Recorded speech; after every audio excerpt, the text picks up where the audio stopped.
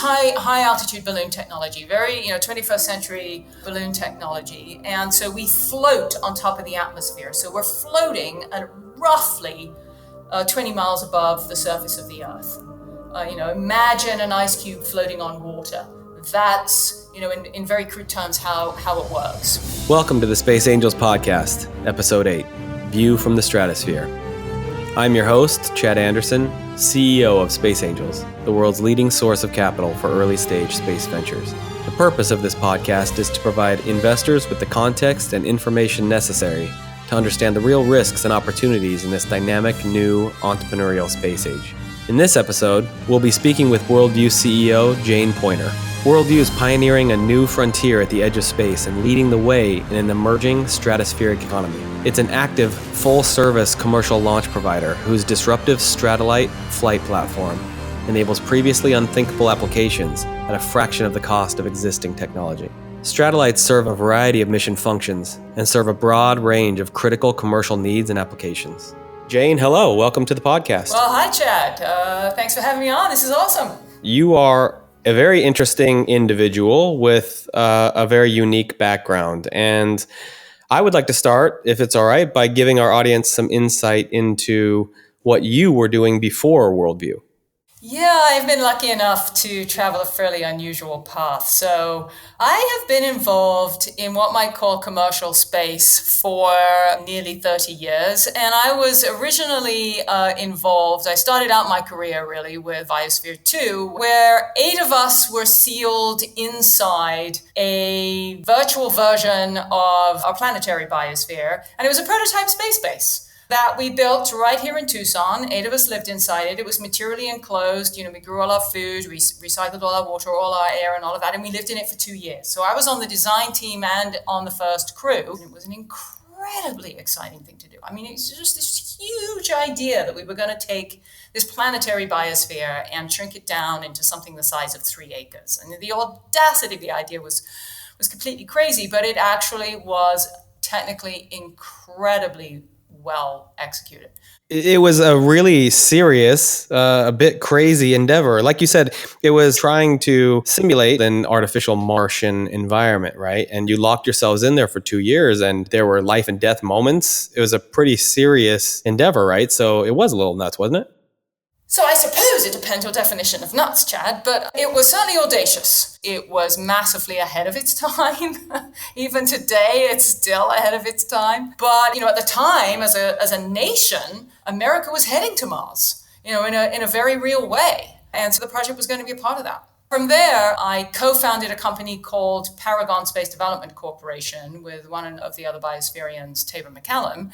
And that company has been very involved and still is very involved in human spaceflight and space tech of all kinds, designing all kinds of hardware solutions, very difficult problems for NASA, for our defense community, for some of our commercial space community. So if that company has hardware heading off to ISS soon, it's had hardware on just about every single manned spacecraft that has gone up or is going to go up. And has also had hardware under the sea with very specialized diving equipment and things like that. And we actually spun Worldview out of Paragon.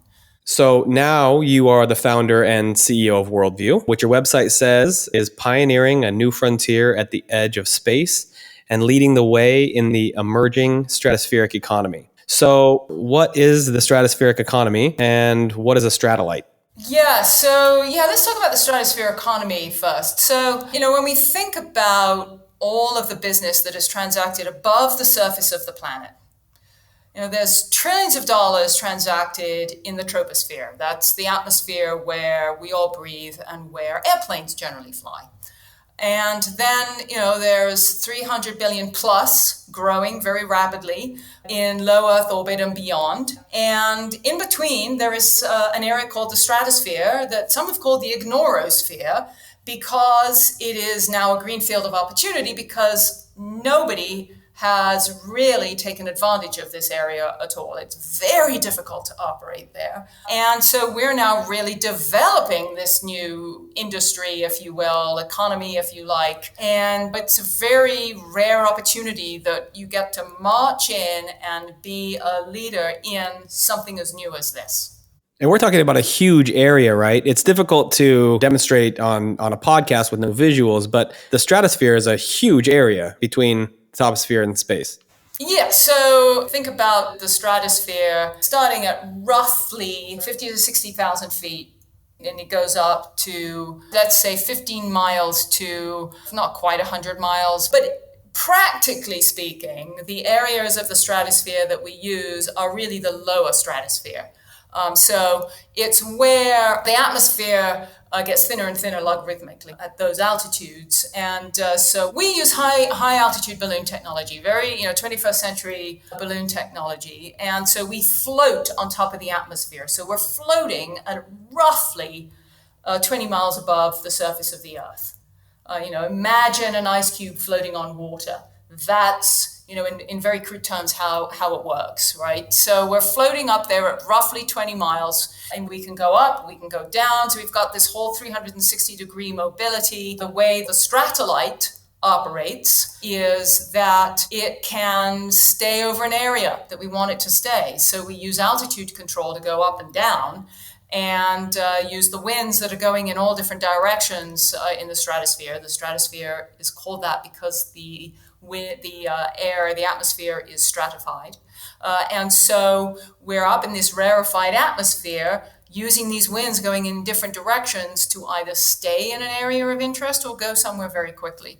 So it affords us incredible flexibility. We can stay over somewhere for extended periods of time. We're talking months, and it's really a brand new capability.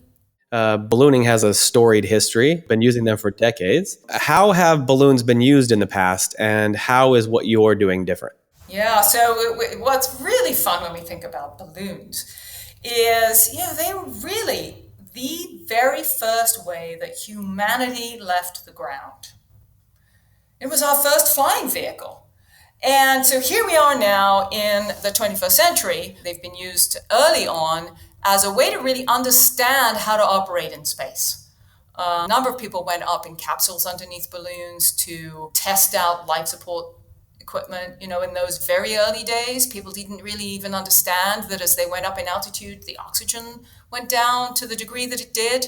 So they even learned, fundamental things about our atmosphere. We learned about the bends and how to combat them. They've been used for surveillance, but NASA has developed systems that have been able to stay up for very long periods of time, like a year plus is the record, but without any ability to stay in one location. They couldn't navigate at all. They were flying, all of these systems in the past were flying really at the mercy of the winds. Wherever the winds were going, that's where you were going. That's really the major innovation of today, of what we've done. And that's the ability to not be at the mercy of the winds and to direct your balloons where you want them to go. Yeah, that's exactly right. So we do go with the wind. So in that sense, we're still using the winds and the directionality of the winds. However, because the winds are going in different directions at different altitudes, we can go up to get into a wind stream going in one direction. Then we can go down, get into a wind stream going in the other direction. So if you want to stay over a location, you go up and down. It's almost like going up and down a barber pole. Think of it like that. You're going up and down very slowly, circulating over this area, going up and down slowly, getting into the different wind streams that allows you to stay over a particular location. That's the innovation and how we do that. That's one of the innovations with the Stratolite. Great visual with the barber pole. And so in 2014, you helped Alan Eustace, a Google executive, fly further above the surface of the Earth than any human, not aided by a rocket. And there is a wonderful film about this called 14 Minutes from Earth that everyone should watch. Can you tell us, about your involvement in StratX and how that fit into the formation of the company? Yeah, for sure. So technically we did StratX with Paragon, but the core team that did StratX was the core technical team of Worldview. It was incredible for the team to do. I mean, what a great way to launch a company, to have the team do something like this. It taught us about high altitude ballooning. It gave us a lot of technical underpinning for the company, so it was very exciting. So what we did was, in 3 short years, we went from a drawing on a napkin to dropping Alan 3 times from high altitude balloons. And that sounds so simple, but it was so hard because we had to develop a whole bunch of different technologies. One of them was we had to actually build a brand new spacesuit from scratch and test it and fly it. We had to go through all these different flight regimes and did that in 3 years. And it was the very first time that a new spacesuit has been built and flown in like 30 or 40 years. So that was pretty awesome. And then we had to develop a way for him not to spin wildly out of control. You may remember that Felix Baumgartner did it before him, and he didn't use anything to stop him from spinning. And the person that did before him, Joe Kittinger, did. It was called a drogue chute, and it's like this little chute that goes out that doesn't really slow you down, but it stops you from spinning wildly. But Joe, when he put his drogue chute out, gets all wrapped up and almost dies. He doesn't, he gets him, he passes out, he comes to, gets himself unwrapped, and then he opens his chute and comes down safely. But with all of that danger, then Felix Baumgartner didn't use a drogue chute and almost spun out of control. So our team had to come up with this great new way of doing it so that he wouldn't spin out of control, which they did. And we actually use that today with our Stratollites and a whole variety of other things. So it was incredibly technically successful. Everything about it was awesome. The team learned a huge amount, and I am very glad we don't ever have to do it again. It is truly wild. If you haven't seen the video, I watched it. I watched that movie premiere at the Explorers Club here in New York, and I got to tell you, the whole room was packed, and people were standing and clapping at the end. People were just in awe. It's incredibly complicated, way more complicated than you think. And Alan Eustace was awesome to work with, I would say. He was just, we wouldn't have done that with just anybody. We're putting a company at risk having somebody like that, where we're in a spacesuit, taking them up to that kind of altitude because, they have to behave, they have to do things, and he wasn't a professional, but a skydiver. He was an extremely experienced skydiver. But what's so special about Alan, that he's an engineer's engineer and a very cool customer. And so, when we're up there, he just really kept his cool, and it was just amazing. It was really amazing for the team to get to know him and to work with him. It was an honor. Yeah, and it seems like, I don't want to say crash course, but when there's so much at stake, like you said, your team was very capable and did an excellent job, and everything, the mission was a complete success. But you learned an incredible amount in a really short period of time, it sounds like. We did, and so, there are many things that apply to Worldview from that, but certainly one of them, from a company point of view that we learned, was the power of a small team to execute on a big idea. And this was another big idea, right? Taking a guy up. So remember, he was not in a capsule. He was in a spacesuit hanging from a balloon, which was very counterintuitively more simple than actually having him, and safer than having him in a capsule. Our team just did a spectacular job with that. And so we learned to take that small team and do something as complex as developing this brand new vehicle, the Stratolite, with a very small team initially. And so it was fantastic. So the first company operating in the stratosphere, what is a Stratolite exactly? So a Stratolite, as the name implies, is somewhat similar to a satellite in concept, except we're operating down in the stratosphere. And we are providing anything that you can imagine you can do in space, we can do down in the stratosphere, but very differently. And what's really differentiated about this technology is that we can stay over an area of interest for extended periods of time using this sophisticated high altitude balloon technology. And so we can do remote sensing, we can do communications in remote locations, all kinds of weather applications, and perhaps do that all on the same Stratolite at the same time, because we can fly multiple instruments at the same time. So it's an incredibly diverse, versatile platform that the team has developed. So Worldview is not developing the payloads, the instruments. It is developing the balloon, and that's really your expertise. So are you a high altitude balloon platform that other companies develop these payloads and then they put them on a standard structure that you built, or how does that work? Yeah, so our core expertise is in the stratospheric flight, and we do integrate customers or third-party instruments onto our Stratolite to meet our customers' requirements. And, we can envision in the future, all kinds of analytics being on board the Stratolite as well. So you can have all kinds of applications that we're doing on this Stratolite. It's exciting that we get to be instrument agnostic. We can really fly anything. So that allows us to, for example, do day, night, and all weather remote sensing. We can fly a synthetic aperture radar at the same time as RGB, near IR, and IR. AIS if we wanted to, all on the same Stratolite. So yes, there are so many instrument providers out there. And in fact, what's exciting is that we can use pretty much off-the-shelf instrumentation that's developed either for aircraft, aviation applications, or space applications. You have a little bit of thermal control that we need to work on for instrumentation, but otherwise you can pretty much take any instrument and fly it. We've flown an off-the-shelf consumer camera and had extraordinary results. So you can really use a whole variety of instruments. And so you named a number of different acronyms earlier, but really what you were talking about is these are all the different payloads that people are putting on satellites, right? So optical sensors where you can just take images, radar so you can see through clouds and at night, all other different types of spectral bands, basically building out a varied data set to provide end customer solutions. So it sounds like you have the same type of payloads on your Stratollites as companies have on satellites that are in orbit.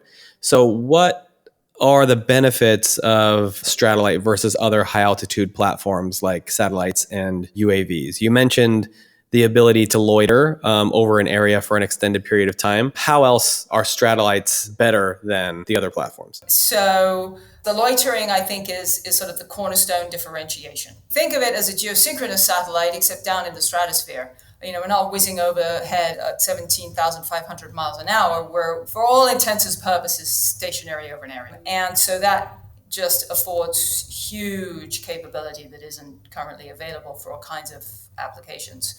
Another capability is that we can fly, a multiplicity of instruments all at the same time, which you really can't do on a CubeSat. You need sort of more like a small sat to do that. So just being at that vantage point, when you think about a UAV, there are very few UAVs that can fly at very high altitude, and that's sort of the closest thing to what we are in a sense, I suppose. The ones that can carry any appreciable payload anyway, any appreciable amount of instruments. But those UAVs can't stay up for very long. The longest one really is just a few days. So the cost is massively different as well, right? So the cost of these high altitude balloon platforms, our Stratollites, are vastly different as well. And when you think about flying, constellation, to get any kind of persistence over an area, you need a constellation of satellites, not just a single satellite. And so the cost is just vastly different as well. Yeah, and so when I try to think about how this would be used, the first thing that always pops into my mind is city planning, city monitoring, monitoring ports, that sort of thing. You've got an area of interest, a lot of activity. Where do you think that this technology is going to have the greatest impact? Yeah, so there's all different kinds of impact, right? So what's very exciting is, and a fairly unique opportunity for us, is that we have way more demand than we're able to handle for the foreseeable future.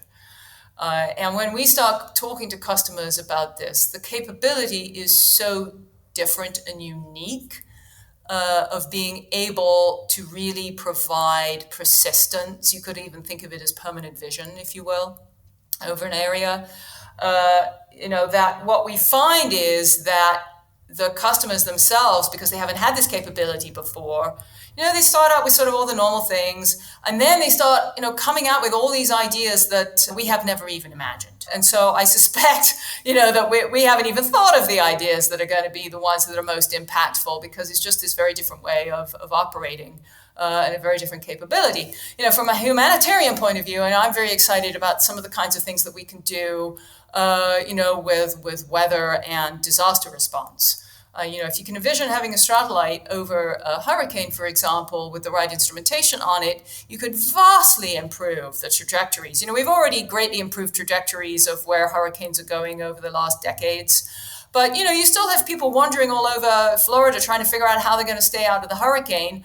And we could really narrow that trajectory with these instrumentations that we could do just sticking straight over the hurricane. And then you can also put other instrumentation on it to help first responders so they have eyes in the sky and immediate communications. You could, there's all kinds of companies that want to be able to understand what's going on, with the power grid and the like in disasters. So, disaster response and support, I think, from a whole variety of areas is going to be very exciting. Tornadoes is another one, right, where people get only just literally a few minutes of warning right now to stay out of the way of an impending tornado.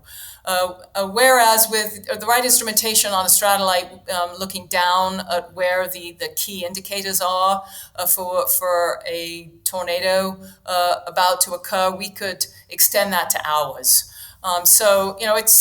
It's very exciting to think about, the way that we can save lives and impact people's lives with this, as well as have an incredibly thriving business. Yeah, it's incredibly important data and incredibly important work that you are doing. So founded in 2013, 2014, you've now taken on a few rounds of financing, which Space Angels has participated in. The last round was a Series C led by Excel Partners. You've come a long way in these 4 or 5 years. Can you talk a little bit from the entrepreneurial perspective as the CEO who's founded the company and been through all this?